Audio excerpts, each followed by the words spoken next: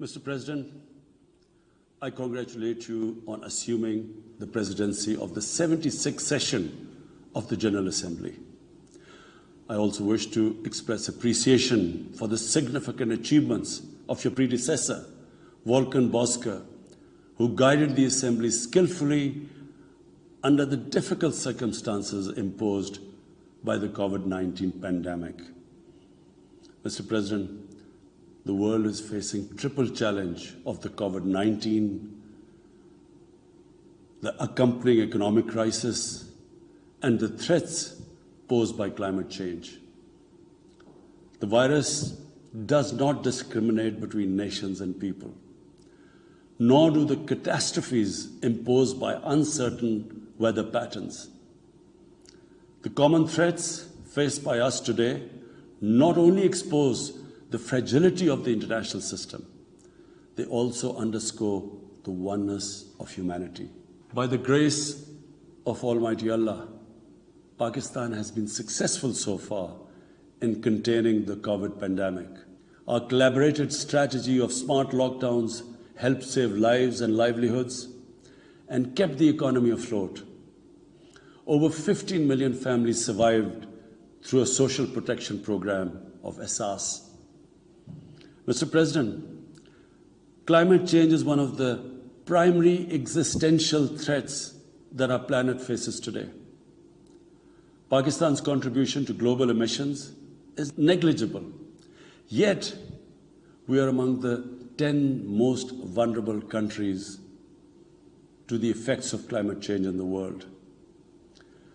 Being fully aware of our global responsibilities, we have embarked upon game-changing environmental programs, reforesting Pakistan through our 10 billion tree tsunami, preserving natural habitats, switching to renewable energy, removing pollution from our cities, and adapting to the impacts of climate change.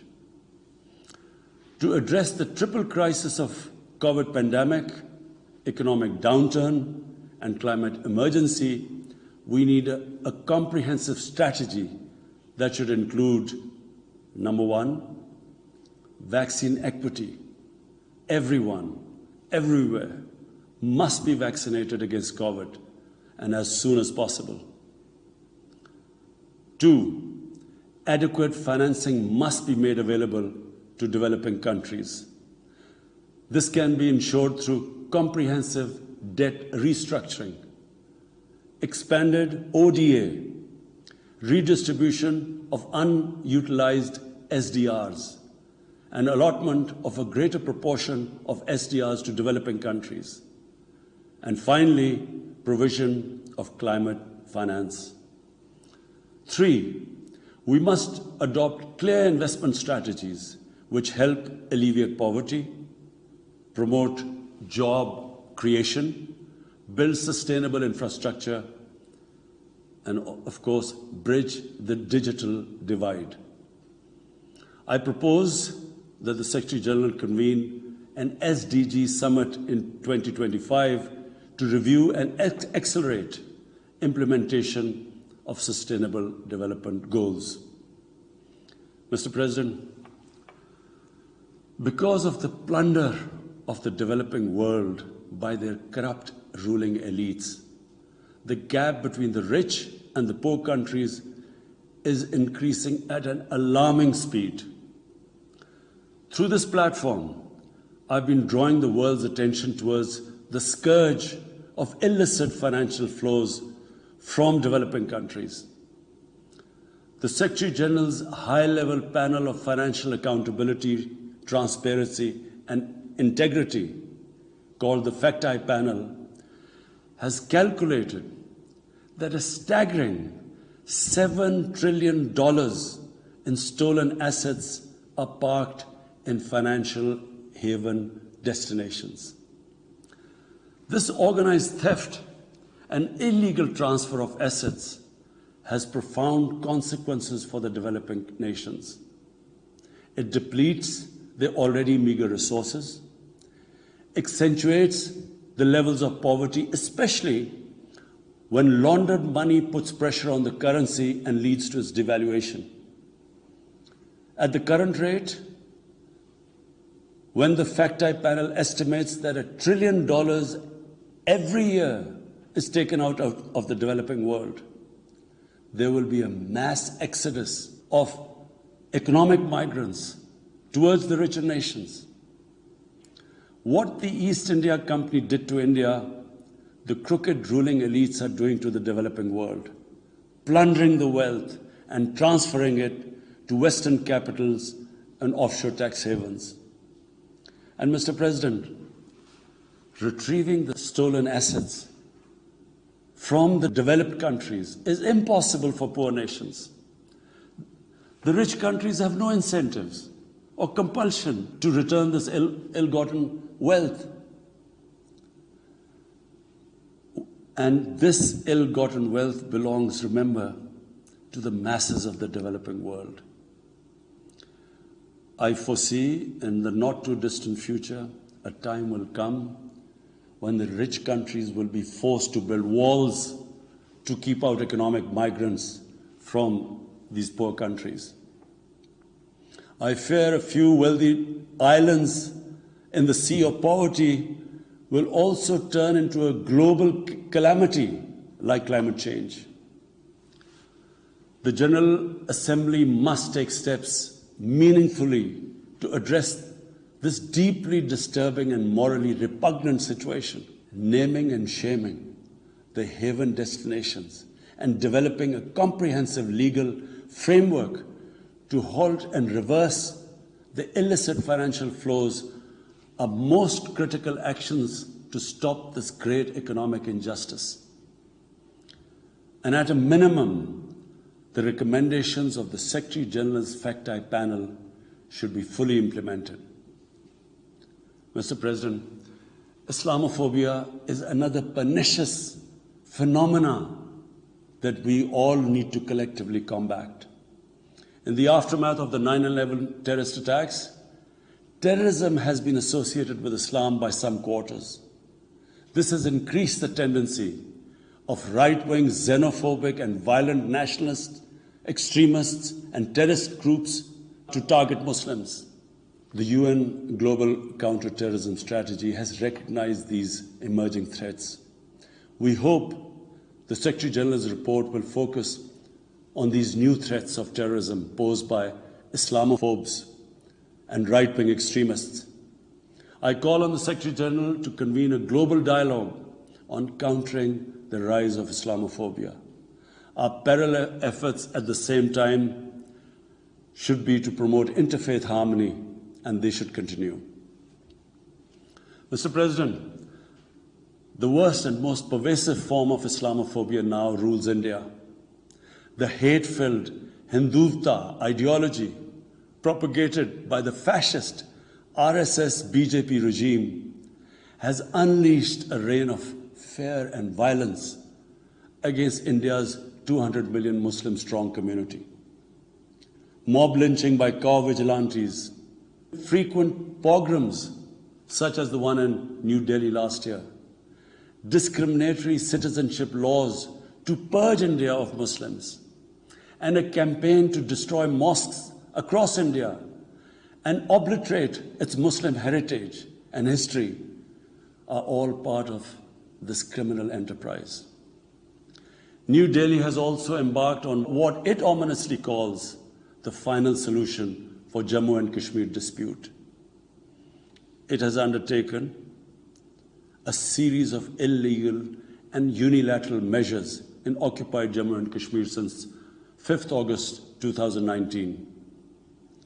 It has unleashed a reign of terror by an occupation force of 900,000.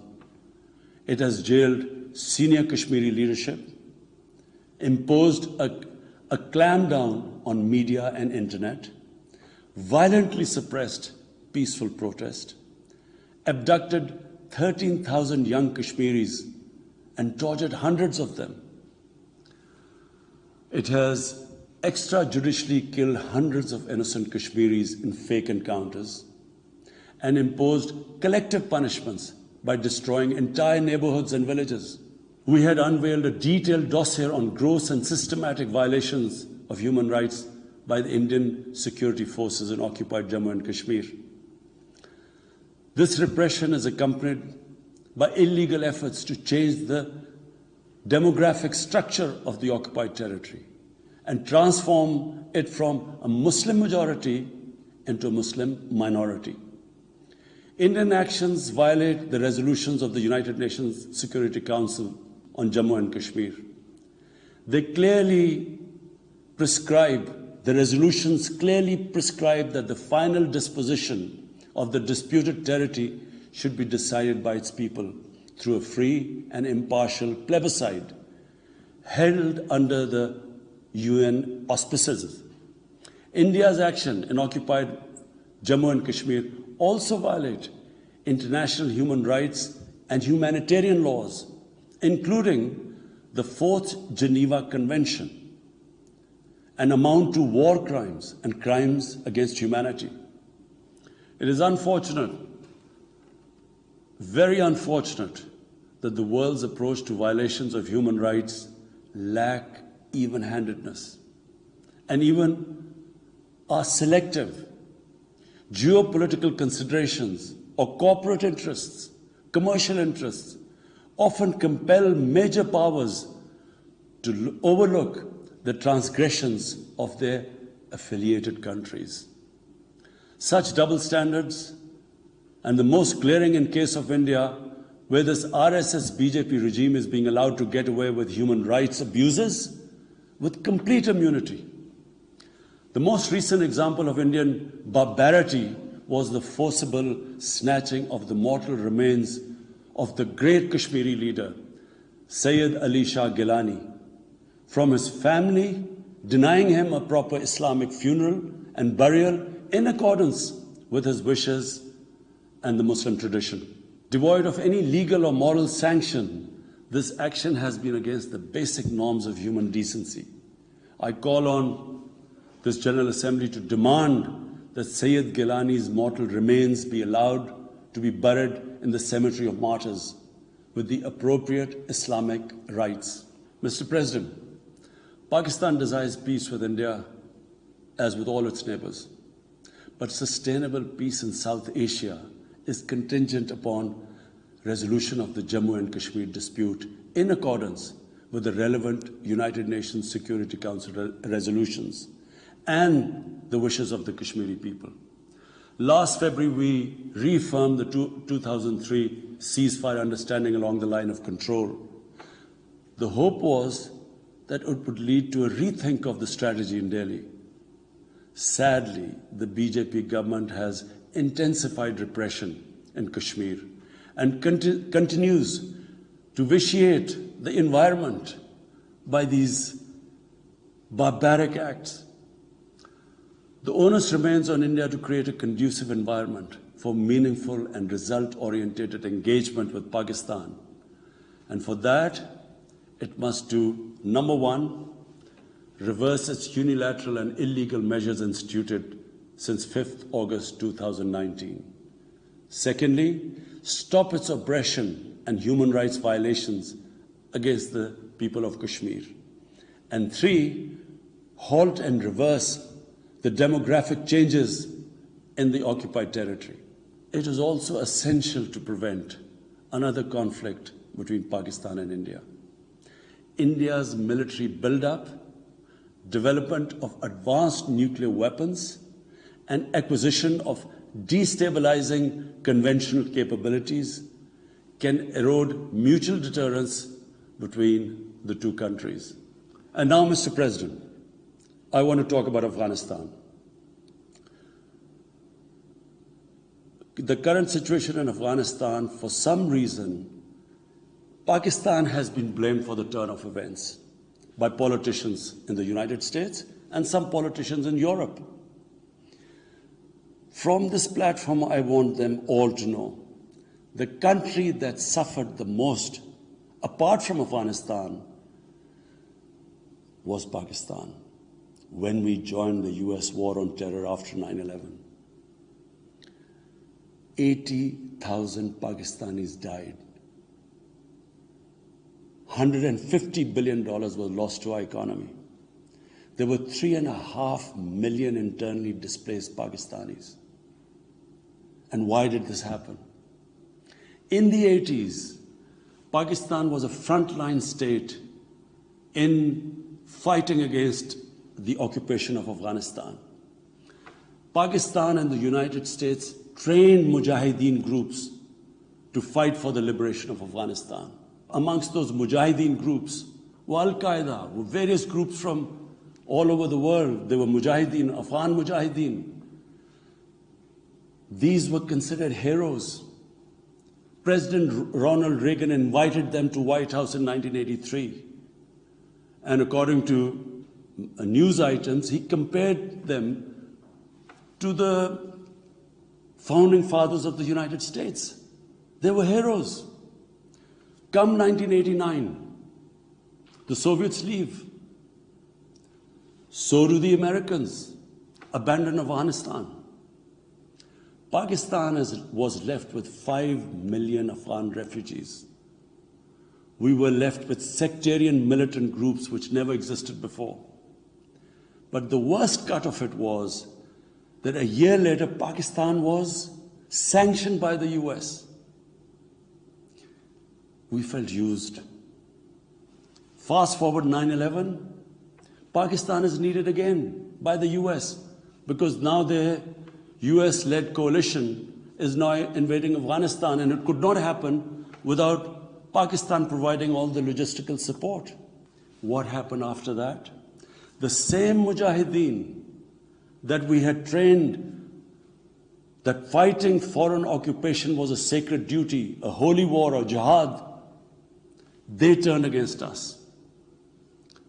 We were called collaborators. They declared jihad on us. Then all along the tribal belt bordering Afghanistan, the Pakistan semi-autonomous tribal belt, where no Pakistan army had been since our independence, they had strong sympathies with the Taliban, Afghan Taliban, not because of their religious ideology, but because of Pashtun nationalism, which is very strong. Then there were 3 million Afghan refugees still in Pakistan, all Pashtuns, living in camps, 500,000, the biggest camp, 100,000 camps. They all had affinity and sympathies with the Afghan Taliban. So what happened?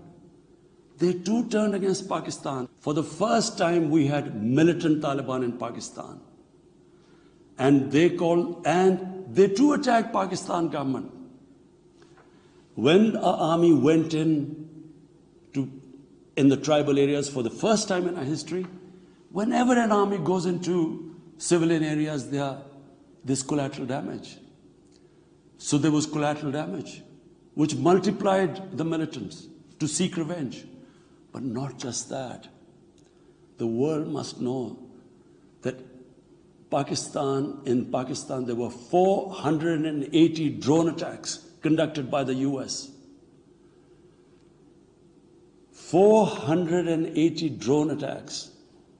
And we all know that drone attacks are not that precise. They cause more collateral damage than the militants they are targeting. So, who did the people whose relatives were being killed, who did they seek revenge? Against Pakistan. Between 2004 and 2014, there were 50 different militant groups attacking the state of Pakistan. At one point, people like us were worried that will we survive this? There were bombs going all over Pakistan. Our capital was like a fortress. Had it not been for one of the most disciplined army in the world and one of the best intelligence agencies in the world, I think Pakistan would have gone down. So when we hear this at the end, there's a lot of worry about in the US about taking care of the people who helped them, the interpreters and everyone who helped the US. What about us? The only reason we suffered so much was because we became an ally of the US, of the coalition in the war against Afghanistan, where there were attacks being conducted from Afghan soil into Pakistan. At least there should have been a word of appreciation. But rather than appreciation, imagine how we feel when we are blamed for the turn of events in Afghanistan.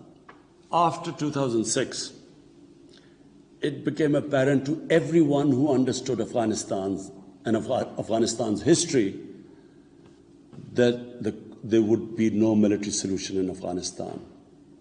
I went to the US, I spoke to think tanks, I met at the time Senator Biden, Senator John Kerry, Senator Harry Reid. I tried to explain to them that there would not be any military solution and political settlement was the way to go forward. No one understood then. And unfortunately, in trying to force a military solution is where US went wrong. And if today,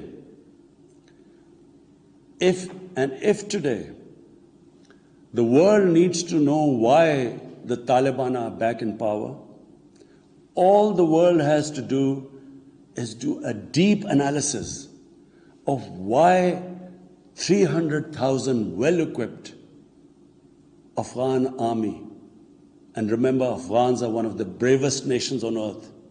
Why did this 300,000 Afghan army give up without a fight?